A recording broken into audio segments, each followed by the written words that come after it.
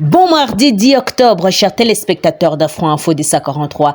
À 9h, la situation est relativement calme sur toutes les lignes de front et durant les affrontements de ce lundi 9 octobre, des sources locales confirment que plusieurs villages du territoire de Rutshuru sont passés sous contrôle de jeunes résistants. Nous avons vu le Wazalendo dans les villages de Kizimba, de Bishusha, centre, il y a Kizihiro, il y a Kahe, il y a Kavenu, il y a Kihonga 3, confirme cette source.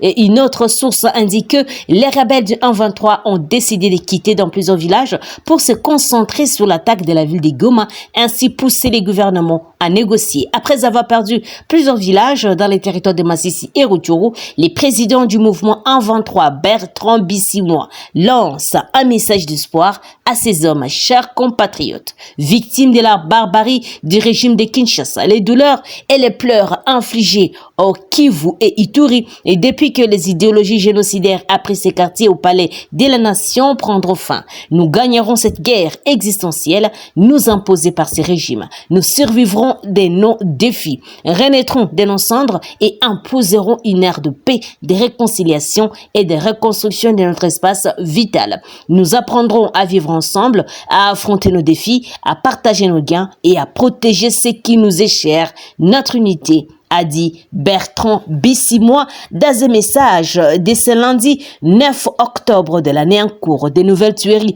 signalées la nuit de ce lundi dans le village de Bugomba à Kabungu, deux villages de la localité de Rugari en territoire de Rutshuru, la nuit de ce lundi à mardi 10 octobre. Ces deux villages sont sous contrôle du 1-23 et 7 personnes dont des cadres de base ont été tués, les uns par balle et d'autres par arme blanche, selon des sources locales. Accusés par les rebelles du 1-23 d'être en relation avec les Wazalendo, ils ont été sortis et de leur maison et tués par balle. Voici leur nom. 1. Bébé Boudioukou, Gash Fichier Boudioukou, il y a aussi Kekeri, il y a Dieu aimé Matemane, il y a Kota, il y a Kasuku, Nyumba, il y a aussi Albert Bagabo, et précise une source locale. Nous portons à la connaissance de l'opinion publique nationale et internationale de vol de nouvelles tenues des FRDC par le jeune patriote Wazalendo. Et alertons les mécanismes régionaux que les éléments en ces tenues ne sont pas forcément les forces armées de la RDC qui respectent les cessez-le-feu. L'armée congolaise pour la MONUSCO, l'activisme des rebelles du 1-23 aggrave la situation humanitaire au Nord Kivu. Leur présence et l'activisme aggravent la situation humanitaire et le droit de l'homme. La présence et l'activisme de 1-23 aggravent très gravement cette situation.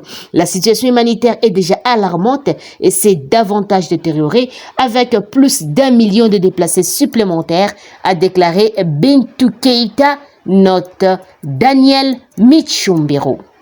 Le mandat de la force régionale de la communauté d'Afrique de l'Est va s'achever le 8 décembre, soit 12 jours avant l'organisation des élections générales en République démocratique du Congo. Réunis dimanche 8 octobre à Arusha, en Tanzanie, les ministres de défense de la sous-région ont noté les progrès réalisés par cette force depuis son déploiement dans les parties orientales du territoire congolais. Ainsi, ont-ils proposé la prolongation de sa présence jusqu'à ce que la paix soit pleinement rétablie au siège de l'East Africa Community à Arusha. Les ministres de la Défense, dont Jean-Pierre Bemba de la RDC, ont discuté une série de préoccupations en matière de sécurité régionale en mettant l'accent sur la situation dans l'est de la RDC où le rebelle du 1-23 soutenu par le Rwanda ont repris les hostilités. À la lumière du progrès réalisé par la force régionale de la communauté d'Afrique de l'Est, la séance a proposé une prolongation de leur occupation jusqu'à ce que la paix et la stabilité soient pleinement rétablies, a annoncé le défense kenyan Aden Douale, qui a précisé que le Kenya étant l'un des pays contributeurs des troupes salue cette décision et s'engage à soutenir la quête de la paix dans les territoires économiques de la RDC. Et cette réunion avait connu la participation du vice-chef des forces de défense du Kenya, Jonah Mwangi, et du commandant des forces régionales de l'IAC, Faxar Kyugu, écrit Africactu. Le mouvement rebelle du 1-23 a admis la perte de la vie de Kichanga, située dans la province du Nord Kivu, en RD Congo, en main des groupes d'autodéfense depuis le lundi. Les combattants du M23 ont été repoussés de la région. Ces groupes, et dans un communiqué publié ce mardi, la direction du M23 soutenue par Kigali a ouvertement accusé l'armée burundaise d'apporter un soutien aux Wazalendo en collaboration avec les forces armées de la RDC. Cette déclaration intervient après plusieurs semaines de campagnes de dénigrement menées par des réseaux d'influence rwandais et pro-M23 sur les plateformes numériques qui ont systématiquement accusé l'armée burundaise de soutenir les FARDC. La force nationale de défense du Burundi ont catégoriquement nié ces allégations, affirmant qu'elle opère strictement dans le cadre du mandat des forces est-africaines. Selon le bureau de la coordination des affaires humanitaires des Nations Unies au Tchad, au 8 octobre, les affrontements armés se sont intensifiés dans les territoires de Massissi, en particulier dans les zones de santé de Mweso ainsi que dans les territoires de Rutshuru, englobant les zones de santé de Birambizo, de Bambo et Tongo. Les axes Burungu, Kilolirwe et Kichanga Mweso dans le Massissi, ainsi que les axes Mabenga Kiwanja, Ishasha Kiwanja et Rugarama Kiwanja dans les Rutshuru ont été les principaux points de violence intense depuis le début de la recrudescence de la violence armée le 1er octobre dans les territoires de Massissi. Au moins 20 civils ont été tués et plus de 30 autres ont été blessés selon des sources humanitaires locales.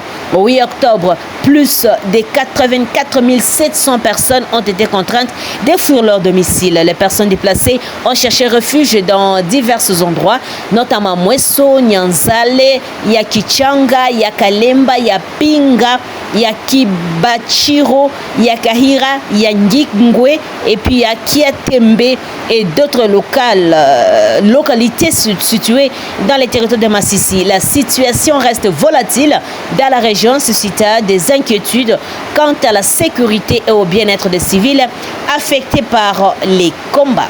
Autre nouvelle, chers téléspectateurs, le verdict est tombé dans l'après-midi de ce lundi 9 octobre au cours d'une audience publique tenue dans la cour de la prison centrale de Munzenze à Goma. Ils sont au total 63 sur 143 détenus qui viennent d'être condamnés les uns à la peine de mort et d'autres pour 10 ou 20 ans de servitude pénale. Ephraim Bissimwa, leader de la secte messianique Uwezolane Noto Wazalendo et promoteur de la manifestation du 30 août dernier à Goma, vient d'écoper de la peine capitale. Ils sont condamnés pour participation à un mouvement insurrectionnel, association de malfaiteurs et meurtre. Au cours de ce dernier procès, les avocats de Bissimwa ont promis d'aller en appel afin d'obtenir la libération de leurs clients. 143 personnes, tous de la secte messianique Uwezolane Wazalendo, avaient été arrêtées le 30 août dernier lors de la répression d'une manifestation anti-MONUSCO à Goma qui a coûté la vie à 56 personnes et plusieurs blessés. Écrit actualité.cd. Merci chers téléspectateurs de nous avoir suivis. N'oubliez pas de vous abonner et d'activer la petite cloche des notifications. Je suis Santi Chesenga dans la province de l'Ituri pour Afro Info des 43. Au revoir.